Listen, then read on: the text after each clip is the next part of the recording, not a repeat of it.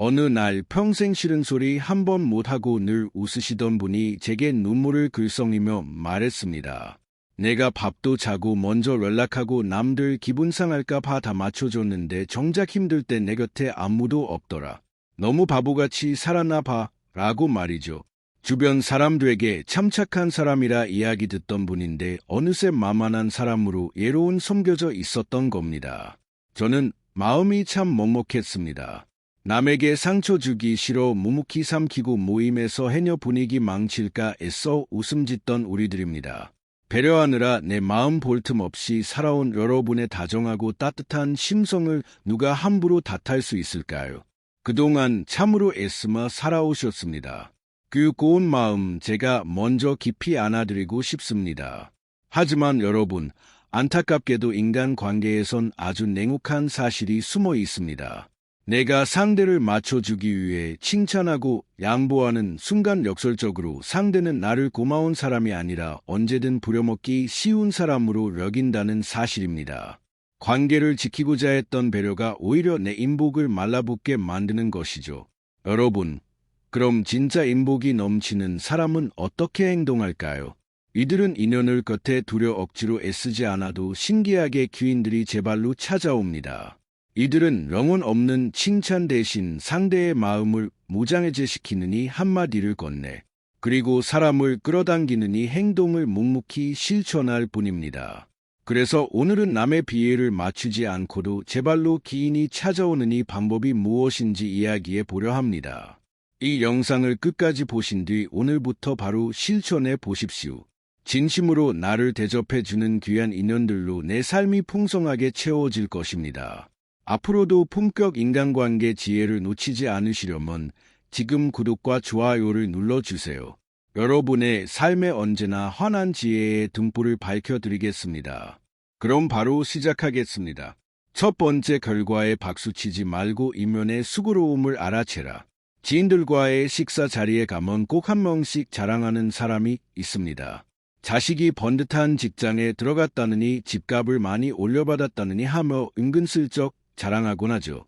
여러분은 이럴 때 어떻게 반응해 주시나요?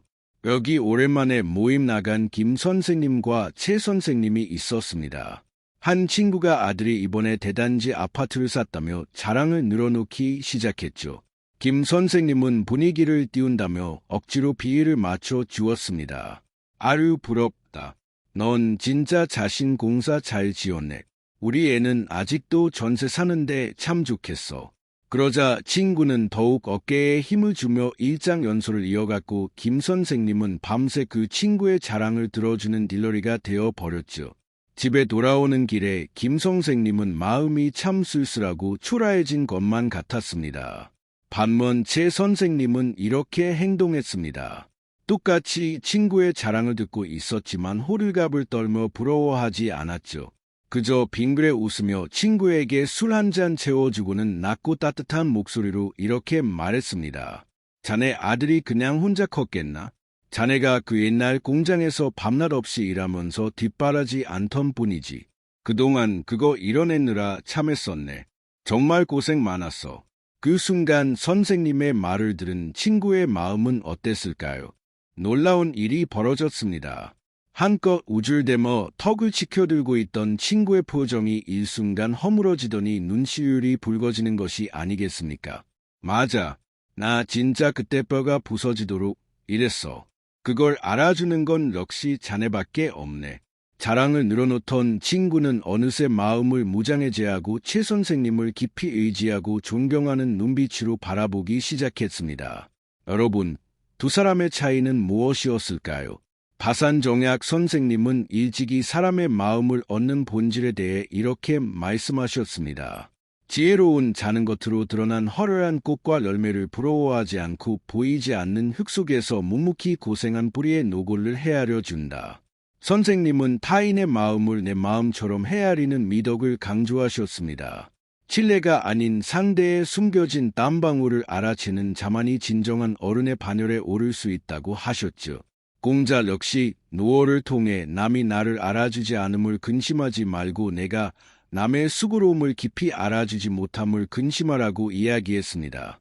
심리학에선 이를 타당화라고 부릅니다. 겉으로는 화려한 결과물을 자랑하는 것 같지만 그 무의식 속에는 내가 이만큼 고생하며 살았다는 걸 알아줬으면 좋겠다는 결핍과 예로움이 숨어 있다는 것이죠. 이때 상대의 결과에만 박수쳐 준다면 상대는 거만해지고 나는 하수인이 되어 버립니다. 하지만 결과를 만들어내기 위한 이면의 수고로움을 알아주면 상대방은 이 사람을 자신을 이해해주는 진짜 기인으로 여기게 됩니다. 오늘부터는 누군가 나에게 자랑을 늘어놓을 때 여운 없이 부럽다, 대단하다라며 억지로 비를 맞춰 주지 마십시오. 대신 상대를 가만히 바라보며 딱이 한마디만 건너 주십시오. 전에 그거 이뤄내느라 참했었네.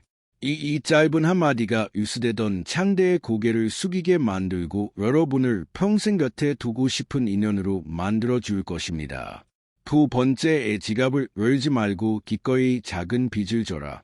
여러분, 사람들 마음을 얻기 위해 모임에 나갈 때마다 지갑부터 여는 분 혹시 계신가요? 제가 아는 박사님은 늘 밥값을 개선하셨습니다.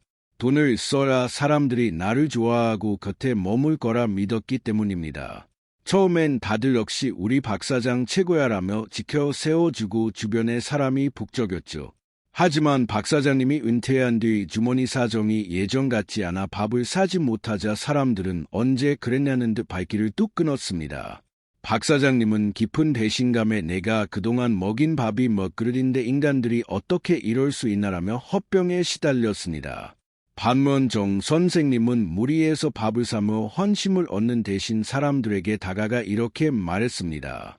요리를 잘하는 지인에게는 자네가 담근 깍두기가 참 기가 막히던데 나도 집에서 해먹어 보게 그 비법 좀 알려주면 안 되나 하고 물었고, 식물을 잘 키우는 친구에게는 우리 집 난초가 자꾸 시드는데 자네가 와서 원인 좀 봐주게라며 기꺼이 아쉬운 소리를 하며 작은 빚을 지셨죠. 정 선생님에게 소소한 부탁을 받은 사람들의 반응은 어땠을까요? 사람들은 귀찮아하기보다 오히려 자신이 무언가 가르쳐주고 도움을 줄 수 있다는 사실에 신이 나서 정 선생님을 더 자주 찾고 살들이 쳐녔습니다. 이런 차이가 생겼을까요? 심리학에서는 이를 벤저민 프랭클린 효과로 설명합니다. 우리는 흔히 내가 상대에게 호의를 베풀어야 상대가 나를 좋아할 것이라 생각합니다. 하지만 인간의 뇌는 정반대로 작동합니다. 나에게 잘해주는 사람보다 내가 도움을 준 사람에게 더 큰 호감과 애착을 느끼는 것이죠. 누군가에게 도움을 주면서 무의식적으로 나는 타인에게 쓰임새가 있는 능력 있는 사람이라는 강렬한 자존감을 얻기 때문입니다. 박 사장님처럼 돈으로 산 인연은 돈이 마르는 순간 끝이 납니다. 상대는 그 밥을 당연한 권리로 여기게 되니까요. 하지만 정 선생님처럼 상대의 능력을 인정해주며 작은 빚을 지는 것은 돈 안 들이지 않고 상대방의 마음을 얻을 수 있는 인간관계의 가장 지혜로운 방법입니다. 다산정약 선생님은 18년간의 강진유배 생활 속에서의 지혜를 몸소 실천하셨습니다. 하루아침에 죄인이 되어 낯선 땅에 버려졌을 때 선생님은 마을 사람들에게 군림하려 하지 않으셨습니다. 오히려 평범한 전부들에게 다가가 고개를 숙이며 이렇게 물으셨죠. 나는 평생 글만 읽어봐가는 이치를 모르니 자네의 씨 뿌리고 거두는 지혜를 내게 좀 가르쳐주게. 사람들에게 가르침을 청하며 기꺼이 작은 빚을 진 것입니다. 말의 사람들은 그런 선생님을 스승이자 가족처럼 섬기고 따랐죠. 선생님은 훗날 아들들에게 보낸 편지에서 이렇게 담보하셨습니다. 재물로 사람의 마음을 사려 하면 재물이 바다날 때 사람도 흩어지지만 내 몸을 낮추어 상대의 지혜를 구하고 그 덕을 높여주면 그 인연은 평생의 뿌리를 내린다. 오늘부터는 모임에 가셔 내 편을 만들겠다고 덜컥 카드부터 꺼내지 마십시오. 돈으로 산 관계는 결국 헛모양 청구서만 남길 뿐입니다. 대신 친해지고 싶은 사람이나 곁에 두고 싶은 기인을 만났다면 그 사람이 가장 자신 있어 하는 분에 대해 작은 조언을 구하십시오. 자네는 어쩜 그리 옷을 단정하게 잘 입나? 나도 다음에 옷 할 때 조언 좀 해주게. 이 작은 도움기 한마디가 더 단단하고 깊은 인복을 여러분의 삶에 끌어당겨 줄 것입니다. 세 번째, 충고하지 말고 그럴 수 있지 하며 우아하게 방관하라. 여러분 주변에도 이런 사람 본 적 있으신가요? 유독 내가 살아봐서 아는데 혹은 그건 내가 잘못 생각한 거야. 내 말대로 해 라며 시도 때도 없이 충고하는 분 말입니다. 본인은 그걸 애정이고 배려라고 믿지만 이상하게도 이런 사람 주변에는 진심으로 마음 나눌 인연이 머물지 않습니다. 여기 며느리와 갈등 때문에 소갈이하던 친구의 하소연을 들은 두 연임이 있습니다. 같은 하소연을 들었는데도 둘의 반응은 완전 정반대였죠. 김 여사님은 친구의 하소연이 끝나기도 전에 혀를 참어 이렇게 말했습니다. 아유, 그러니까 내가 처음부터 합치지 말라고 했잖아. 내가 자꾸 져주니까 며느리가 기어오르는 거야. 내일부터 당장 딱 부러지게 말해. 친구를 위한다고 한 조언이었지만 친구의 얼굴은 붉어지고 입을 꾹 닫아버렸죠. 그날 이후 친구는 김 여사님을 점점 피하기 시작했습니다. 반면이 여사님은 달랐습니다. 친구가 하소연을 쏟아낼 때 어떤 해결책도 제시하지 않았죠. 그저 친구의 손을 토닥이며 낮고 부드러운 소리로 이렇게 말했을 뿐입니다. 아유, 혼자서 얼마나 속였어. 다 내 마음 같지 않지. 사다 보면 그럴 수 있어. 많이 힘들었겠네. 이 한마디에 지인은 참았던 눈물을 흘리며 머리를 모두 개어냈죠. 그리고 이 여사님을 평생 의지할 수 있는 진짜 내 편이자 속 깊은 친구로 여기게 되었습니다. 심리학에서는 상대에게 함부로 던지는 조언이나 충고는 배려를 가장한 폭력이자 통제 욕구라고 말합니다. 사람은 누군가에게 실패나 아픔을 털어놓을 때 완벽한 정답을 원해서 말하는 것이 아닙니다. 사실 정답은 이미 본인이 가장 잘 알고 있죠. 그들이 진정 원했던 것은 매 아픈 감정을 판단 없이 받아줄 절대적인 내 편입니다. 그런데 여기서 섣불리 충고를 던지면 상대는 어떻게 느낄까요? 상대 무의식 속에서 이것을 너는 틀렸고 나는 맞다는 평가와 지적으로 받아들이게 됩니다. 오히려 위로를 받으려다 마음의 문을 닫게 되는 것이죠. 다산 정영농 선생님은 남을 가르치려 드는 오만함을 강하게 경계하셨습니다. 가장 어리석은 자는 남의 허물을 찾아내어 날카로운 말로 베어버리려 하고 가장 지혜로운 자는 상대의 진흙탕에 기꺼이 함께 앉아 묵묵히 그 곁을 지켜준다. 선생님은 어른의 도리란 매염과 잣대로 남의 인생을 고치려 되는 것이 아니라 그저 묵묵히 들어주고 품어주는 넓은 품에 있다고 가르치셨습니다. 오늘부터는 누군가 실패를 겪거나 억울함을 토로할 때 입술 끝에 내 그럴 줄 알았다. 이렇게 해봐라. 라는 말이 나오려 한다면 단호하게 삼키십시오. 그저 따뜻한 차 한 잔을 내어주며 마법의 주문처럼 딱이 한마디만 반복하십시오. 그럴 수 있지. 살다 보면 그럴 수 있어. 판단하지 않고 우아하게 방관하는 그 넉넉한 여백 속의 사람들은 편안하게 숨을 쉬며 여러분의 곁으로 몰려들 것입니다. 내 번째 완벽한 척 말고 내 상처를 과거 안료용으로 전시하라. 여러분 주변에 빈틈없어 보이는 완벽한 사람을 보면 왠지 숨막히고 거리감이 느껴진 적 없으신가요?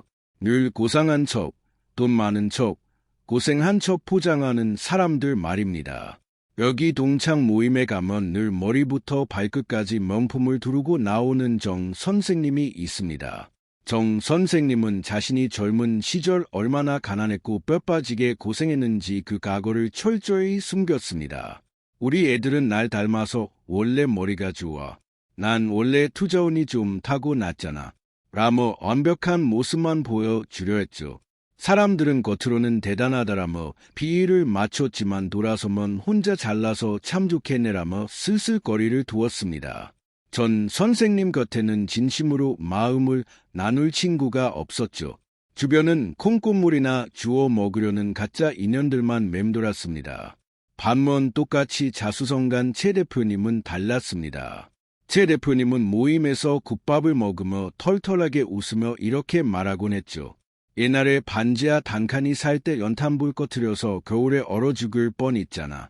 그때 생각하면 이렇게 따뜻한 밥 먹는 게 얼마나 감사한지 몰라. 안 그래? 자신의 힘들었던 가난과 상처를 아무렇지 않게 툭 털어놓는 순간 묘한 정적과 함께의 친구들도 맞아.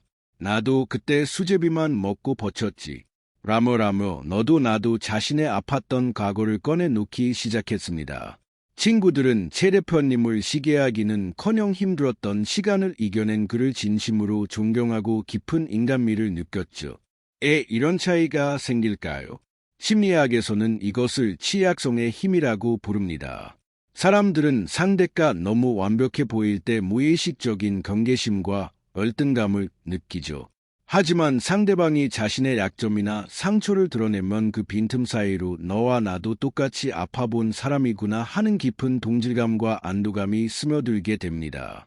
그런데 여기서 아주 중요한 핵심이 있습니다. 나의 상처를 드러내되 매일 징징거리는 현재 진행형의 신세한이 되어선 안 된다는 겁니다. 나 지금 너무 힘들어 죽겠어는 현재의 말은 주변 사람의 에너지만 빼앗는 일이죠.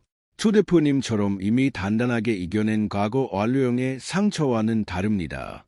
이 극복의 서사가 나를 가까이 하고 싶은 사람으로 보이게 만듭니다. 노자의 도덕경에는 합광동진이라는 지혜가 나옵니다. 나의 빛나는 눈부심을 부드럽게 낮추어 세상의 평범한 티끌들과 함께 어울린다는 뜻이죠.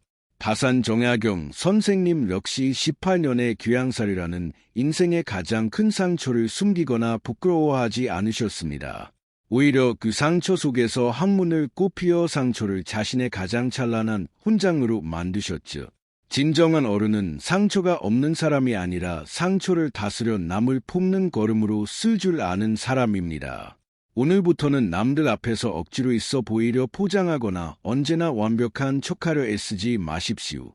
완벽해 보이기 위해 쌓아올린 가짜 성벽은 결국 나를 외로움의 감옥에 가을 뿐입니다. 누군가 여러분을 칭찬하거나 부러워할 때 그저 빙그레 웃으며 이 한마디만 하십시오. 운이 좋았지. 나도 예전엔 참 지독하게 고생하고 수가리했던 시간이 있었네. 지금 생각해보면 다 의미 있는 기억이 여유로운 한마디가 여러분의 뒷모습에 은은한 후광을 비춰주고 곁에 있는 사람들의 마음을 따뜻하게 무장해제시킬 것입니다. 5번째, 떠나는 인연에 매달리지 말고 관계의 유통기한을 인정하라. 여러분, 10년, 20년을 형제 자매처럼 지냈던 지인이 어느 날 연락이 뜸해지고 이런저런 핑계대며 만남을 피하려 한다면 여러분은 어떻게 하실 건가요? 평생 갈 줄 알았던 인연이 멀어지는 것을 느낄 때 우리는 흔히 두 분 중 하나의 모습을 보일 겁니다. 66세의 최 여사님은 오랜 친구의 연락이 뜸해지자 서운함에 잠이 오지 않았습니다. 내가 저 친구 시어머니 상 치를 때 며칠을 밤새워 도와줬는데 어떻게 나한테 이럴 수 있지? 배신감이 휩싸인 최 여사님은 먼저 전화를 걸어 너 요새 애나 피해? 내가 뭐 잘못한 거 있니? 라며 따지듯 이야기했습니다. 그러자 친구는 곤란한 기색을 보이며 억지로 변명만 늘어놓았고 결국 그나마 남아있던 좋은 추억마저 사라지고 완전히 남남이 되어 버렸죠. 최 여사님 마음에는 깊은 상처와 사람에 대한 원망만이 가득해졌습니다. 반면 정 여사님은 달랐습니다. 매일같이 등산을 함께하던 친구가 어느 순간부터 다른 모임에 나가며 자신과 거리를 두는 것을 느꼈죠. 하지만 정 선생님은 섭섭해하며 관계에 매달리는 대신 벤치에 앉아 생각에 잠기며 이렇게 혼자 말했습니다. 그래, 우리가 함께 땀 흘리고 웃었던 그 시간이 참 좋았지. 이제는 다른 인연을 만날 때가 되었나 봐. 그동안 고마웠어 하며 정 선생님은 떠나는 친구의 뒷모습을 원망 없이 보내주었습니다. 그 빈자리에 억지로 다른 사람을 채우려 하지도 않았죠. 그러자 얼마 지나지 않아 정 선생님의 그 여유롭고 넉넉한 인품을 알아본 새로운 기인이 자연스럽게 다가와 그녀의 곁을 다시 풍성하게 채워주었습니다. 법정 스님은 가는 사람 잡지 말고 오는 사람 막지 말아라고 말했습니다. 나무가 추운 겨울을 나기 위해 미련 없이 자신의 낙엽을 떨구듯 사람의 인연에도 유통기한이 다했다면 자연스럽게 보내주어야 합니다. 심리학에서는 내가 쏟은 정성과 시간이 아까워 끝난 관계를 놓지 못하는 걸 매몰 비용 오류로 설명합니다. 이 사람과의 관계를 내가 소유한 물건이라 착각하기에 떠나는 사람을 배신자라 여기며 매달리게 되죠. 하지만 억지로 붙잡는 손길은 상대방에게 무거운 수막힘만 줄 뿐입니다. 불교에서는 실절 인연이라는 말이 있습니다. 모든 인연에는 때가 있고 나에게 다가올 때가 있으면 멀어질 때도 있다는 뜻이죠. 오늘부터는 떠나는 인연의 바지가랑이를 붙잡고 비위를 맞추려 하지 마십시오. 이는 스스로를 가장 초라하게 만드는 일입니다. 그저 조용히 눈을 감고 여러분의 삶 한 구석을 빛내주었던 그 인연을 향해 이 한마디를 속으로 말해 주십시오. 그동안 내 인생의 한 시절을 함께 줘서 참 고마웠다. 잘 가시게. 떠나는 인연을 그대로 인정하고 우아하게 문을 닫아줄 때 비로소 여러분은 사람에게 휘둘리지 않는 진정한 자유와 품격 있는 노후를 맞이하게 될 것입니다. 지금까지 우리는 인복을 끌어당기는 5가지 지혜에 대해 이야기해 보았습니다. 아무리 남의 비율을 맞추지 않고 내 품격을 높이려 애쓴다 해도 무의식 중에 내뱉는 말실수 하나가 그동안 공비려 쌓아온 인연을 한순간에 허물어뜨리곤 합니다. 나는 분명 배려라고 생각해서 한 행동인데 정작 주변 사람들을 숨막히게 하고 질려서 떠나가게 만드는 가장 치명적인 3가지 실수를 이어서 살펴보겠습니다. 첫 번째, 배려를 가장한 폭력은 멈추십시오.